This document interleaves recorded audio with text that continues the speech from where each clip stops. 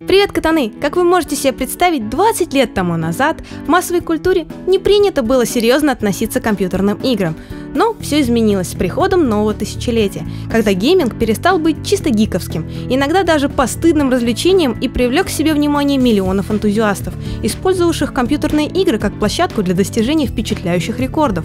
Многие геймеры устанавливают рекорды, чтобы потешить свое эго и войти в историю. Другие преследуют благие цели. Но всех их объединяет бесконечная любовь к компьютерным играм и желание превзойти пределы невозможного. И о 10 безумных геймерских рекордах сегодня пойдет речь. Кстати, сразу обращаюсь к своим подписчикам, которые удивлены, не наблюдая меня в кадре. Сегодняшний формат видео полностью экспериментальный, и, возможно, в будущем все игровые топы будут сопровождаться только закадровым голосом.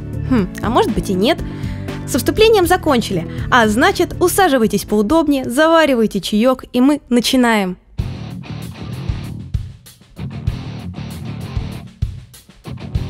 Серия Guitar Hero всегда манила к себе людей, которые мечтали почувствовать себя рок-звездами, возможность не только послушать знаменитые хиты AC/DC или Металлики, но и лично сыграть сложнейшие партии на контроллере в виде гитары создавало чувство, что ты настоящий гитарный бог.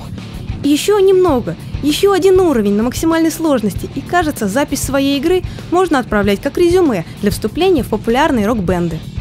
Но стоит иметь в виду, что всегда найдется подросток-вундеркинд, который играет лучше тебя. Например, американский геймер, сумевший сыграть песню Оззи Осборна «Мистер Кроули» на максимальной сложности и при этом успев собрать 2 кубика Рубика. Для игры на грифе гитары подросток использовал одну руку, а другой собирал головоломку и одновременно локтем водил по виртуальным струнам. Задача, требующая предельной концентрации, поэтому, чтобы сфокусироваться на 2 вещах одновременно, геймер выполнил рекорд перед зеркалом. Кстати, автор ролика до сих пор выпускает видео на игровую тематику, и даже странно, что не перебазировал свой YouTube-канал в очередной гайд для начинающих гитаристов, ведь у парня однозначно есть талант. Игра Mike Tyson Punch-Out на приставку NES до сих пор считается одним из самых хардкорных проектов игровой индустрии 80-х годов. Игра представляет собой файтинг и предлагает пройти нелегкий путь от хилого ноунейма до главной звезды и обвешаться поясами всех возможных весовых категорий. И если большинство соперников еще можно было победить путем долгих усилий и заучив алгоритм поведения до автоматизма, то финальный бой с Майком Тайсоном так и создан был, чтобы унизить игроков и отправить их в быстрый нокаут. Среди поклонников NES бытует мнение, что если тебе удалось победить Майка Тайсона и полностью пройти игру, то ты настоящий герой.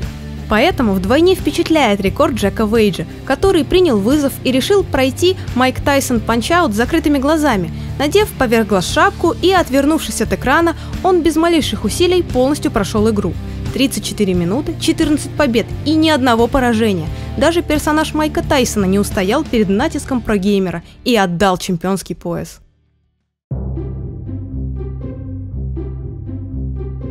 Рекорд Джека Вейджа внушает уважение, но что вы скажете насчет мексиканского стримера под ником The Mexican Runner, который, кроме Mike Tyson Punch-Out, прошел более 700 игр на NES? Геймер взял себе в качестве испытания пройти абсолютно все выпущенные игры на консоли NES, которых собралось в общей сумме 714 штук, и подошел к задаче максимально обстоятельно. Первым делом он назвал проект NES Mania и создал отдельный сайт, где можно было в реальном времени следить за подвигом мексиканского бегуна и смотреть на постоянно обновляющуюся библиотеку пройденных игр. При этом геймер старался проходить все игры на скорость и в один заход.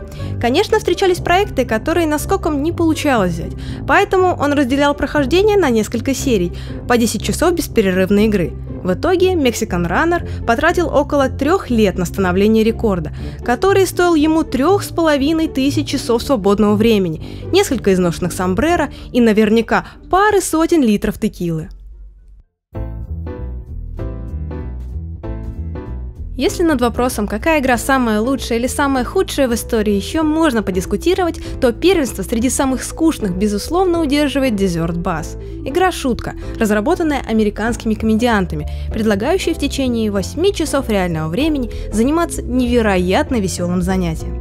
На небольшом автобусе колесить по бескрайним пустынным просторам. Задачи только 2 – не сворачивать с прямой дороги и не умереть со скуки. Вот что такое безумие – испытание, требующее спокойствия буддийского монаха. Но, как ни странно, нашлось сообщество людей, которые не просто несколько недель подряд играют в Desert Bus, но и смогли превратить трансляцию прохождения игры в настоящее шоу. Нашими героями стала организация Desert Drive for Hope, которые устанавливают длительные марафоны в самой скучной игре в истории ради сбора средств для помощи детским домам. Отчаянный поступок, и чтобы зрители не заскучали, на стримы приглашают медийных звезд, организовывают розыгрыши и могут обсуждать, например, новый триллер фильма «Детектив Пикачу». Но больше всего впечатляет сумма в $5 миллионов, которые команда смогла собрать за 12 лет существования проекта. Разумеется, все средства пошли на благотворительные цели, и это именно тот рекорд, когда хочется поверить в человечество. Чтобы поставить мировой рекорд, иногда нет нужды испытывать свое терпение или доказывать геймерское мастерство в спидранах. Достаточно просто поиграть в игру в непривычных условиях. Таким образом, кто угодно может попасть в книгу рекордов Гиннесса. И если вы хотите увековечить свое имя в истории, то берите пример с нидерландца по имени Джесси Меркерк. У него было две страсти – Super Mario Galaxy 2 и прыжки с парашютом. И также мечта заниматься двумя любимыми увлечениями одновременно. Разумеется, прыгнуть с игровой консолью у него не получилось, поэтому он провел 18 минут 52 секунды в аэродинамической трубе, играя в Super Mario Galaxy 2. Свидетели рекорда утверждают, что даже при весе в 120 кг Джесси держался при свободном падении с грацией шмеля. И это в условиях, когда любой взмах контроллера Виримут мог отправить его в неконтролируемое вращение. Следующий обладатель мирового рекорда – настоящая звезда киберспорта и частый гость книги рекордов Гиннесса. Американец Райан Харт уже отметился наградами за наибольшее количество побед в мировых турнирах по файтингам и самой продолжительной серии побед Street Fighter. Но рекордов никогда много не бывает, и в 2016 году Райан бросил вызов себе и одновременно нескольким сотням геймеров. Идея состязания довольно проста – провести многочасовой марафон и дать возможность простым игрокам попробовать свои силы в Street Fighter 5 против живой легенды киберспорта. Единственная проблема заключалась в том, что у Райана не было возможности перекусить, отлучиться в уборную, отдохнуть пару минут и даже банально встать с кресла, из-за чего он даже в интервью признался, что в один момент вовсе хотел прекратить соревнования, но внутренняя дисциплина и титул действующего чемпиона в Street Fighter 5 не позволил ему сдаться, что в итоге обернулось в серию из 260 побед подряд и непрерывный марафон длительностью в 11 часов. Как только не издевались Nintendo над Марио. Мало того, что на протяжении более 30 лет игровой карьеры усатый водопроводчик подвергался тяжелым испытаниям и всегда оказывался во френд-зоне принцессы, так еще и японские разработчики выпустили уникальный редактор для создания уровней с Марио, дав возможность игрокам собственноручно провести итальянского поклонника грибных блюд по 9 кругам игрового ада. Редактор получил название Mario Maker и имел только одно правило. Перед тем, как загрузить в общий доступ готовый уровень, пользователь обязан был пройти его хотя бы раз. Жестокая, но справедливая практика, поэтому множество действительно амбициозных уровней не прошли проверку мастерством своих создателей. И многие бы уже бросили попытку пройти собственноручно созданный игровой кошмар, но только не Брэндон Мур, пытающийся в течение 3 лет пройти локацию, которую он метко назвал «Испытание смертью». По состоянию на 2019 год на прохождение одной локации он уже потратил 2500 часов, 28 раз достиг финальной секции уровня, но всегда терпел неудачу. И как вы думаете, сотни тысяч поражений посеяли в сердце Брэндона зерно неуверенности и заставили его бросить затею? Нет, еще раз нет. Брэндон неисправимый оптимист и признается, что каждый проигрыш еще больше мотивировал его к победе. Честно говоря, без пройденного уровня достижение Брэндона смотрится немного блекло на фоне других рекордов. Но все же стоит отдать должное его самоотверженности геймерскому ремеслу и по-настоящему рекордной целеустремленности. На самом деле, тема игровых марафонов на выносливость невероятно популярна в игровом сообществе. Конечно, не настолько, как спидраны, но если вышел более-менее популярный проект, то с большой вероятностью на Твиче или YouTube можно найти записи игроков, которые, рискуя собственным здоровьем, устанавливают рекорды по самой продолжительной сессии в конкретной игре. Но ни один из рекордов не выглядел настолько впечатляющим, как достижение американской учительницы танцев Кэрри Свидеки. Страдая от ожирения, она решила дать бой лишним килограммам с помощью танцев в игре Just Dance. и несколько раз попала в Книгу рекордов Гиннесса за самый продолжительный марафон в танцевальной игре. Последний ее рекорд датируется 2015 годом, когда Кэрри удалось в течение невероятных 138 часов практически без перерывов танцевать и собрать $7305 для благотворительного фонда Extra Life for Kids. Тетрис, как игра, которая продана в количестве более 500 миллионов копий на всех возможных устройствах, просто по факту своего существования стала главной меккой для любителей достигать невероятных игровых рекордов.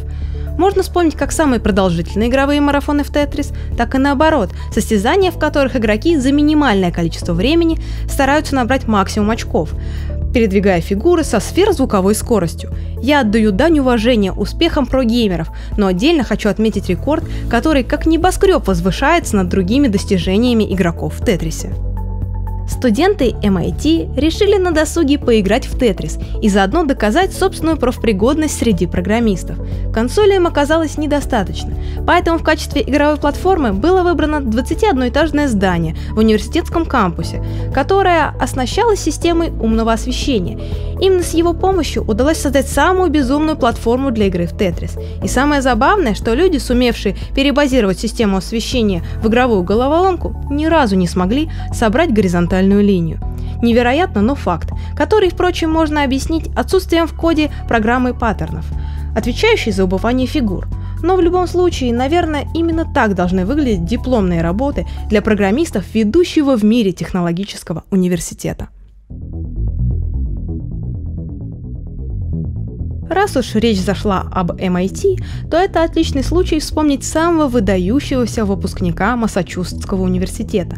Разумеется, сейчас я говорю о Гордоне Фримане, который, являясь частью серии Half-Life, познал на собственном примере все радости игровых рекордов. Используя распрыжку, уходить за пределы карты и всячески нарушать законы физики – это одна из главных составляющих спидранов по первому Half-Life. Но известному спидранеру под ником Квадразит этого оказалось недостаточно, и поставив парочку рекордов в Half-Life, он решил перевернуть игру.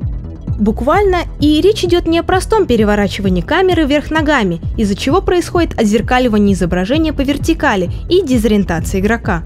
Здесь все гораздо сложнее, и вверх дном перевернулись уровни, когда сам игрок продолжал играть в стандартной перспективе.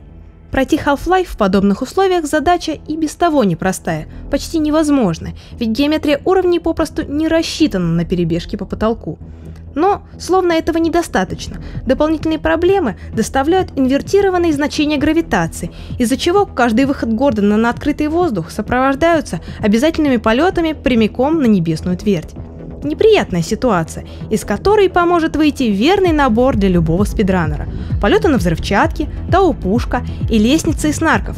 Наблюдая за подобной самоотдачей поклонников Half-Life, я вполне понимаю, почему Гейб еще не выпустил триквел. Ведь неудачи ему, как и всей Valve, не простят. А жить-то еще охота, да и о регулярных обновлениях для Steam кто-то же должен заботиться. А на этом все, котаны. Если вы хотите увидеть больше подобных видео, не забывайте ставить лайк и подписываться, бить лапкой в колокольчик, ведь чем больше отдачи от зрителей, тем сильнее желание создавать интересный контент.